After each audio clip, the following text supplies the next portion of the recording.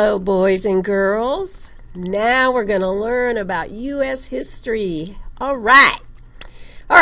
So the deal is you live in America with your family.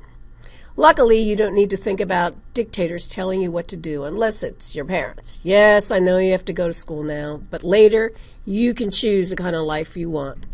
Sometimes people take our democracy and our government for granted and don't think about how it got created. These slides are going to give you a quick overview. So, once upon a time, most of the world was ruled by kings and queens. You should remember that people over in England settled here, but they were still ruled by the English king. Due to the Enlightenment ideas of having a fair government, the colonists revolted against the English king, and we have the American Revolution. We won the war, and now our leaders have to decide what kind of government we need to implement in the place of having a king. And that's what these slides are going to explain today. At first, our leaders created the Articles of Confederation.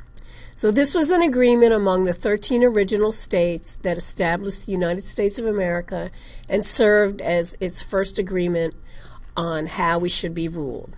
But the problem was there was no strong central power, and each state acted independently of other states, so there was no unified voice. The states argued among themselves, they each printed their own money, there was no stable economy. This was not working. So the first thing that our leaders did, they said, let's make one strong national government that can make the major decisions for our country, but also protect all the things that the states wants. So the national government was divided into 3 separate branches, where there would be a system of checks and balances. Everyone would work together, and no one branch would have too much power. So the 3 branches are the executive branch, which is the president and his cabinet, who we vote for every 4 years. The judicial branch is made of the Supreme Court, which makes sure all the laws are constitutional. And the 3rd branch is the legislative, which is made up of elected officials from each state sent to Washington, D.C. to argue for laws that would help each of the states. So, if you feel there should be a new law, people should be able to vote, maybe finish school, join the Army at 16 years old. Do you personally have time to go and speak with the president, and does he have time to talk to everybody about what people want? Probably not. Or I know he doesn't. But I wish he did. But anyway, that's why we all get to vote to send someone to represent us to go to Washington, D.C. to work with other leaders and the president. So the thing is, how do we make sure that every state is represented fairly? So we got a system that was implemented where each state got a certain number of representatives based on their population. But the smaller states, they're worried. Is this fair? Would their wishes get ignored by the larger, more powerful states? So we got together, and this is how we have the Great Compromise. It created the Senate and the House of Representatives to answer this issue. So here's the deal. The legislative branch has 2 houses, the Senate and House of Representatives. The Senate is populated with 2 senators from each state, no matter how big or small the state is. The membership of the House of Representatives is based on how many people live in that state. Together with the president, they work together to make laws and govern the country. So how many states do we have? If there are 2 senators per state, how many senators do we have? I hope you're figuring that out in your head and you can do it. So let's move on to the House of Representatives. As we know, this was based on population. So, for instance, California, our wonderful state, has the most people living in it.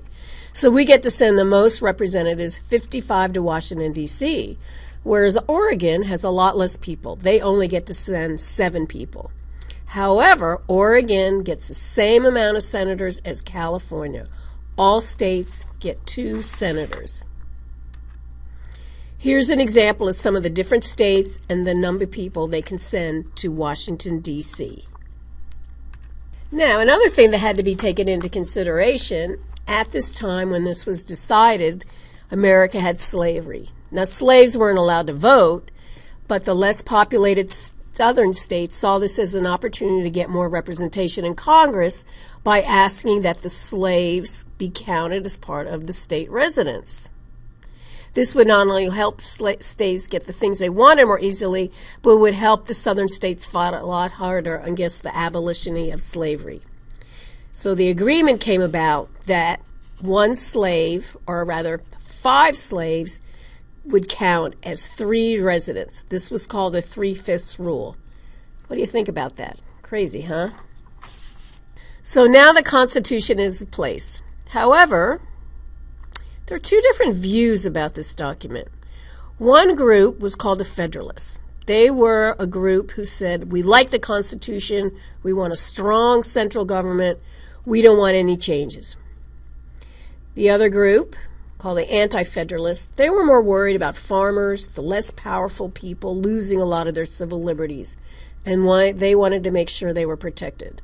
This led to making the Bill of Rights, which addressed most of their concerns.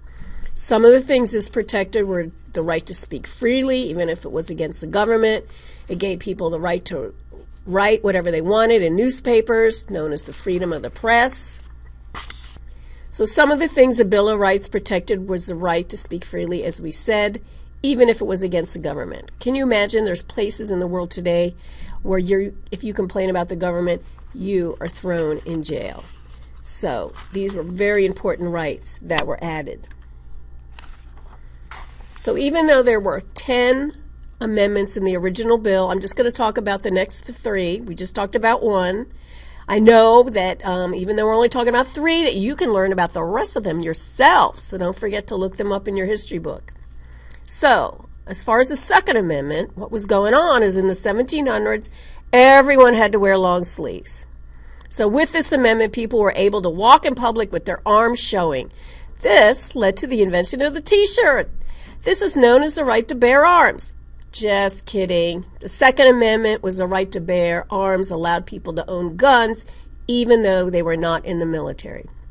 The Third Amendment was created because under King George, British soldiers were allowed to just move into the colonists' houses if they wanted when he was in control. But now if you find soldiers who want to be in your house, you get to charge them rent. So what have you learned?